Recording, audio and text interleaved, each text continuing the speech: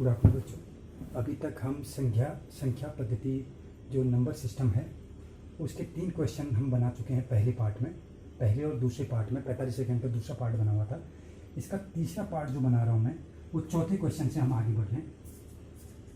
मैं प्रश्नों को इसमें उतारना नहीं चाह रहा हूँ क्योंकि पेपर शॉर्ट है और ब्लैक बोर्ड की कमी है। ब्लैक बोर्ड जल्दी ही आ जाएगा तब मैं अच्छी तरह से और बताने की कोशिश करूँगा। इसमें क्वेश्चन नंबर 4 बोला है 0.9999 करके दे रखा है। 0.9999 को P/Q के रूप में व्यक्त कीजिए। क्या आप अपने उत्तर से आश्चर्यचकित हैं? चर्चा करें। अध्यापक से या भैया बहन जो भी हो उनसे चर्चा करें। अब आपको दे रखा है ये और इसको अपने P/Q के रूप में लिखना है और देखना है कि जो उत्तर आएगा उससे आश्चर्यचकित हैं या नहीं है। हम वो हल करने के बाद देखेंगे, ठीक है। तो लिखेंगे माना ये डॉट डॉट डॉट करके दे रखा है। माना x बराबर 0.9999 डॉट डॉट डॉट डॉट ये दे रखा है, ठीक है। या इसको हम लिख सकते हैं या करेंगे x बराबर 0.9 की आवृत्ति मतलब 9 बार, ठीक है। इसको मैं समीकरण 1 लिख देता हूँ। अब सही जो तीसरे सवाल में हमने स्टेप्स लिए थे वही लेंगे। दशमलव का एक स्थान है तो समीकरण 1 में 10 से गुणा करने पर मल्टीप्लाई करेंगे तो 10x हो जाएगा। बाएं पक्ष में x में 10 से गुणा करके ये हो जाएगा। 10 से यहाँ गुणा करेंगे क्या आएगा 9.9। क्यों आया बताता हूँ। इसको समझाने के लिए ये ब्रैकेट में एक चीज समझिए। आपके पास था x बराबर 0.9। अब इसकी जगह पे हम क्या लिख मैं क्या लिख रहा हूँ 0.9999। अब 10 से इसको गुणा करेंगे, सॉरी ये उखड़ेगा। 10 से गुणा करेंगे और 10 से गुणा यहाँ भी कर देंगे, मतलब समझो इसको 10 से गुणा ये। तो 10 से गुणा करेंगे तो क्या आ जाएगा 10x। इसको गुणा करो या इसको गुणा करो एक ही बात है। इसको गुणा करेंगे तो क्या होगा दशमलव का एक स्थान है तो 9 तो आ गया, और लेकिन यहाँ गुणा करेंगे तो क्या आएगा 9.999। तो इसको मैंने ये 2 को तो मिस कर दिया, मतलब गायब कर दिया, डॉट डॉट लगा दिया इसकी जगह पे और ये लिख दिया 9.9 डॉट डॉट डॉट ये। तो इसका मतलब ये यहाँ पे आ गया, ठीक है। ये चीज होगी तो 10x बराबर ये आ गया। अब समीकरण 2 में 2 घटा संकलित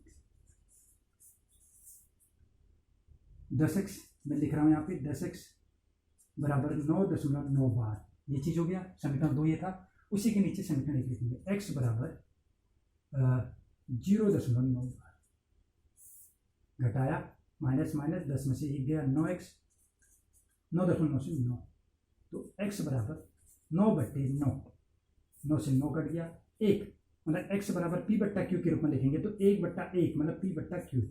ये बहुत ही मतलब अचरज वाला भी है। अचरज वाला क्यों है, मैं क्यों आश्चर्यचकित होगी एक आंसर इसका क्यों आया करके, x की वैल्यू 1 क्यों आई, कहने का मतलब है। अब देखिए ये क्यों अचरज का आश्चर्य की बात है कि देखिए अब इसके लिए मैं समझाने से पहले मैं इसमें ये ध्यान रखिए इसका कहने का मतलब क्यों है, हम शॉकिंग क्यों हो रहे हैं, शॉक्ड क्यों कि 1 क्यों आया। मतलब कहने का मतलब है अगर 0.999 ये बार रहते हैं तो इसका मतलब क्या है 1, या 0.9 बोलें उसका मतलब भी क्या हो जाएगा 1। 0.99 बोलें इसका भी मतलब क्या हो जाएगा 1। मतलब हम डायरेक्ट समझ गए 99 पैसा बोल दिया या 9 पैसा बोल दिया 1 ही मान लिया, 99 बोला तो 1 ही मान लिया। तो ये कहने का मतलब है ये निकटता मान वाला है। इसको बताने के लिए आप जरा सा पहले इस सवाल को समझिए 1 कैसे आया। मैं इसको फिर बताने की कोशिश करता हूँ, ठीक है। ये चीज है, थोड़ी देर देखिए इसको कि बना किस तरह से बनाया मैं देख लेता हूँ। पहले बता दे रहा हूँ x बराबर ये दिया था मुझे तो x बराबर बार लगा दिया। बार लगाने के बाद मैंने 10 से गुणा किया दशमलव के स्थान तो मेरे पास ये आया 10x बराबर 9.9 आ गया। अब मैंने समीकरण 1 में समीकरण 2 घटाने पर घटाया तो 1 आ गया। अब ये 1 आया, ये आश्चर्यचकित की बात इसलिए है, इसको समझाने के लिए मैं यहां पर लिख रहा हूं अनवासानी आवृत्ति। अनवासानी आवृत्ति अंग्रेजी में बोलेंगे नॉन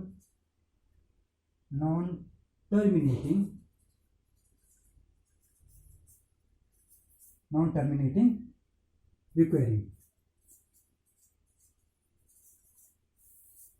लाइन पर ध्यान मत देना कि ऊपर नीचे आड़ा तिरछा हो रहा है, मेरी आदत है लिखते हुए मैं भूल जाता हूँ कि कहाँ पर लिखना है। तो अब देखिए 0.x12, इसका मतलब कुछ भी रख दो, x की जगह 3 रख दो ये, तो इसका मतलब क्या हो जाएगा 3/9 बराबर 1/3। अगर इसको सरल करोगे तो क्या आएगा, देखो 0 3 3 3 3, ठीक है। अब 0.xy बार लिख देता हूँ, ठीक है, इसको कुछ भी लिख दे 0.23 का बार, ठीक है। तो ये क्या हो जाएगा 23/99, 23/99 मतलब क्या है 0.23 23 23, इस तरह से डॉट डॉट डॉट आते रहेंगे आगे बार में, ठीक है। अब लिखते हैं 0.xyz बार, xyz बार, एक मिनट ठीक है, चार्ट दिक्कत कर रहा है, टाइम कम है, तक नहीं रहा है यहाँ पे, इसको फिर हटाते हैं। हाँ xyz, तो इसको मैं लिख देता हूँ 0 कुछ लिख देता हूँ 3 2 5 बार, तो इसका मतलब कितना हो जाएगा 325/999, तो ये कितना देगा 0.325, फिर 325 325, इस तरह से आते रहेगा।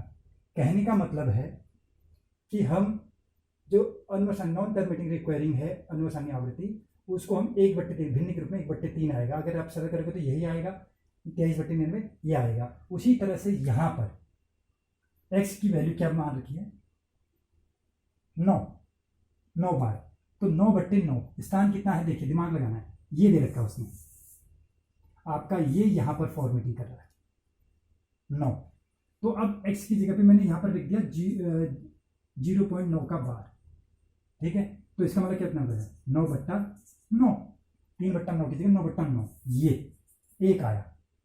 ये है डाउट आपके, जो ये चीज़ें ये समझने की जरूरत है, इसमें इन चीज़ों को बारीकी से समझना है, और इसको अगर न भी समझ में आए तो मुझसे एक बार पूछिएगा दोबारा कि यार कि भैया मुझे नहीं आया, मैं दोबारा इसको समझाने की कोशिश करूँगा, ठीक है। अब इसको देखिए, तब तक मैं नेक्स्ट क्वेश्चन ढूंढ के लाता हूँ।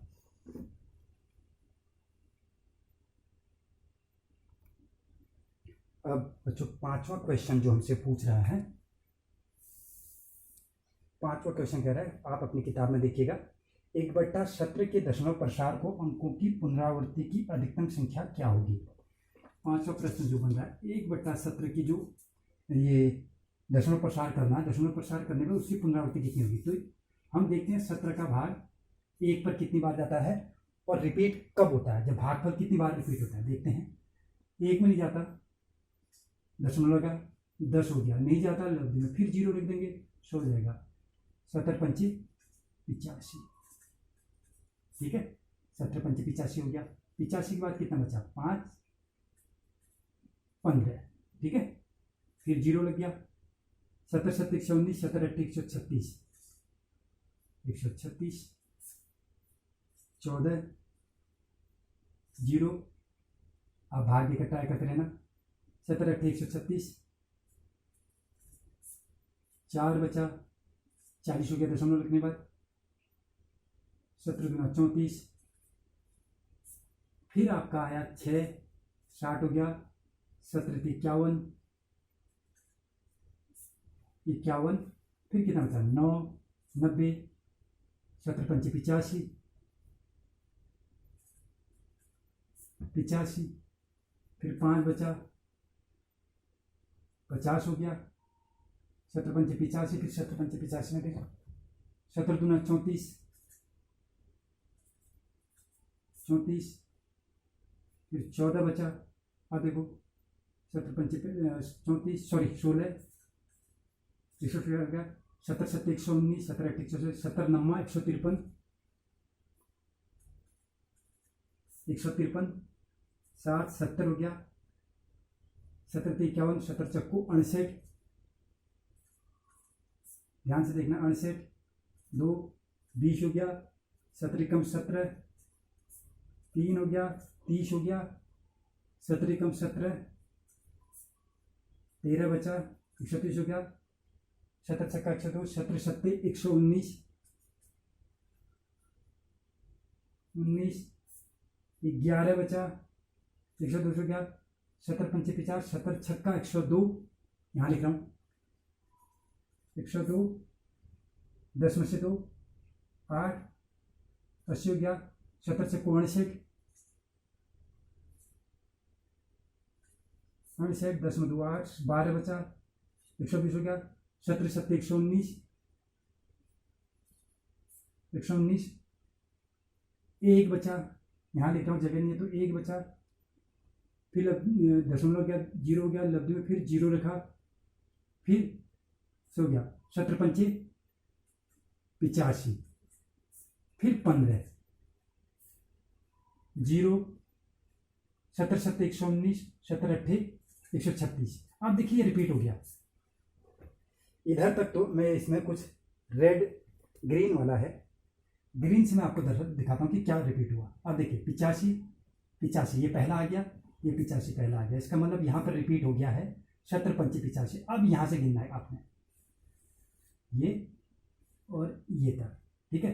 अब देखते हैं कितना हो रहा है, 1 2 3 4 5 6 7 8 9 10 11 12 13 14 15 16, ये देखिए 16। तो यहाँ पर लिखेंगे दशमलव प्रसार की आवृत्ति कितनी है, अधिकतम संख्या क्या होगी 16, अधिकतम संख्या क्या होगी, अधिकतम संख्या 16। देखिए उसके बाद फिर 0 आया, फिर 5 आया, फिर 8 आया, मतलब यहाँ पर आपने रुक जाना है, जब रिपीट होने लगे तो वहाँ पर रहना। तो अधिकतम संख्या 16 हो गई, ठीक है। अब मैं अगला क्वेश्चन लेता हूँ बुक में से, तब तक आप इसको दोबारा देखिए। अगला जो क्वेश्चन है, ऐसी 3 संख्याएं, छठा प्रश्न, ऐसी 3 संख्याएं जिनके दशमलव प्रसार अनुसानी अनावृत्ति के। अनुसानी अनावृत्ति का मतलब हो गया कि यार अपरिमेय संख्याएं, अपरिमेय संख्याएं जैसे √2, √3, √7, पाई का मान भी, √11, ये सब अनुसानी अनावृत्ति है जिनको हम सरल नहीं कर सकते। अनुसानी अनावृत्ति का मतलब अपरिमेय संख्याएं, ठीक है। इस पर ज्यादा नहीं है, रॉकेट साइंस नहीं है, ये क्वेश्चन बहुत इजी है, आप डायरेक्ट लिख सकते हैं। अनुसानी अनावृत्ति का मतलब हो गया परिमेय संख्याएं, अपरिमेय संख्याएं, सॉरी। अब देखो अगला प्रश्न बोला 7वां प्रश्न, 7वां प्रश्न कर रहा है परिमेय संख्या 5/7 और 9/11 के बीच में अपरिमेय संख्या है, 9 इसके बीच में 11 संख्या है। तो 5/7 मतलब 7 से आपने 5 में भाग दे देना है, दशमलव गया 0 हो गया, 7 7 49, 2 स्थान पर भाग देना है, 1 बचा, 0 7 कम 7, बस इधर तक स्टॉप। अब 11 से फिर यहाँ पर भाग दे दोगे, दशमलव गया, ठीक है, 11 का 28, 2 11 कम 11। अब ये देखना है इसके बीच में परिमेय संख्या क्या होती है, परिमेय संख्या 0.71 और 0. इनके बीच में अपरिमेय संख्या क्या होंगी, ये दिमाग में रखना है। क्या रखना है, 71 के बाद क्या आता है 72, तो 0.72, 1 0 72, 2 0 72, 3 0 72, डॉट एक अपरिमेय संख्या ये मिल गई। फिर कुछ भी लिख दो, 73 वाला ही लिख दो, 0.73 इनके बीच में आना चाहिए, 1 0 73, 2 0 73, 3 0 73, डॉट आगे, ये भी हो गया। कुछ भी लिख दो, 73 का 74, 75, 78, 79, 81 से नीचे, तो 80 का कर लेते हैं, 8 0 8 00 8 000 8, ये सॉरी हाँ 80 80 80, डॉट ये मिल गया आपको अपरिमेय संख्याएं। 71 और 81 के बीच में से आप किसी को भी ले सकते हैं, 1 0 उसके बाद वही संख्या लिखो, फिर 2 0 वही संख्या लिखो, 3 0 वही संख्या लिखो, डॉट करके अनंत तक मतलब आगे को बढ़ती जाएंगी, 4 0 5 0 6 0 7 0 करके, ठीक है। अब इसका अगला क्वेश्चन जो कह रहा है 7वां क्वेश्चन क्या कह रहा है, निम्नलिखित संख्याओं में परिमेय संख्याएं और अपरिमेय संख्याएं बताइए। अभी चार्ट में बदलता हूं जल्दी से, तब तक ये प्रश्न को आप अपनी किताब में देखिए, समझिए उसको।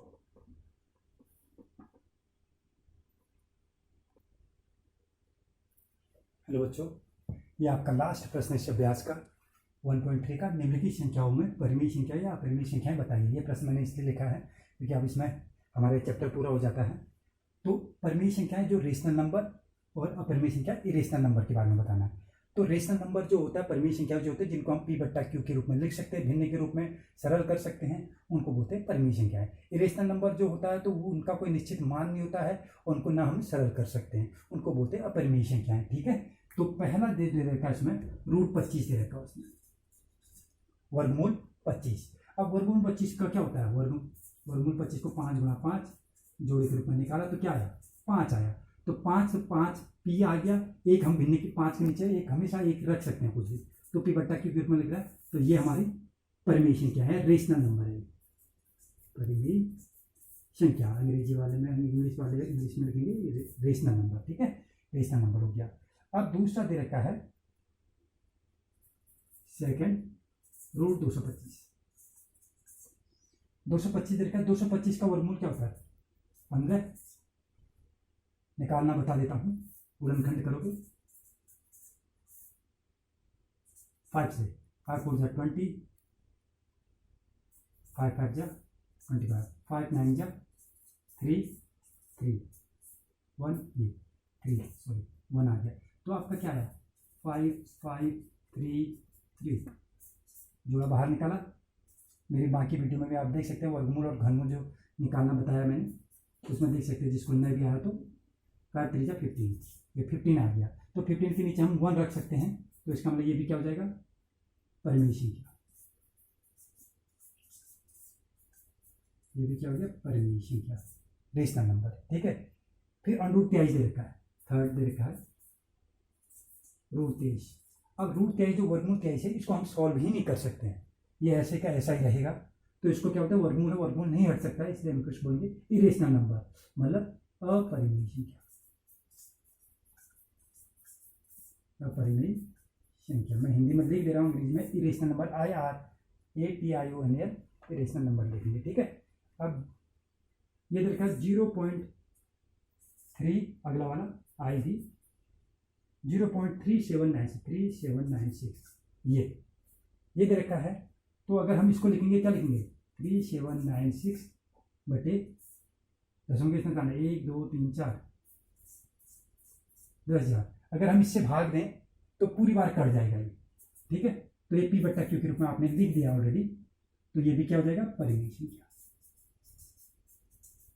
परिमेय संख्या। ठीक है, परिमेय संख्या। अब IB के बाद भी दे रखा है पांचवा, 7.478478 दे रखा है। इट्स मीन, इसका मतलब क्या हो गया कि ये चीज़ बार बार रिपीट हो रही है, बार बार आ रहा है, मतलब अनंत तक है, कुछ भी हो सकता है। तो इसलिए ये अपरिमेय संख्या हो गया, इरेशनल नंबर हो गया, तो इसको बोलेंगे अपरिमेय संख्या। ठीक है, परिमेय, रेशनल नंबर,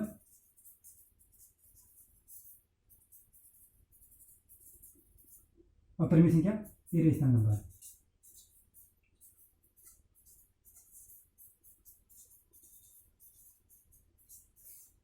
ये 1.3 के 3 पार्ट हैं, 3 भाग हैं। आशा करता हूँ ये चैप्टर हमारा यहाँ पर पूरा हो गया। जिन बच्चों को समझ में आया वो तो बटन बनाएंगे ही बनाएंगे, क्योंकि 1 2 सवाल मैंने बीच में उसके पार्ट छोड़े हुए हैं। और जिन बच्चों को समझ में बिल्कुल न भी आया हो, वो निराश न हुए कि मुझे दोबारा बोलें कि भैया मुझे इस चैप्टर पर ये सवाल नहीं आया। अगर पूरा भी नहीं आया तो मैं दोबारा कोशिश करूँगा उसको और अच्छी तरह समझाने के लिए। तो ये चीज़ है, और इन चीज़ों को ध्यान से आप बनाएंगे और मुझे पिछली बार की तरह फीडबैक देंगे। ठीक है, और बनाकर दिखाएंगे भी। सवाल नहीं आया तो बेहिचक जिस तरह से आप ग्रुप में लिखते रहते हो कि मुझे नहीं आया, तो उस तरह से मुझे पूछते रहेंगे। ठीक है, धन्यवाद।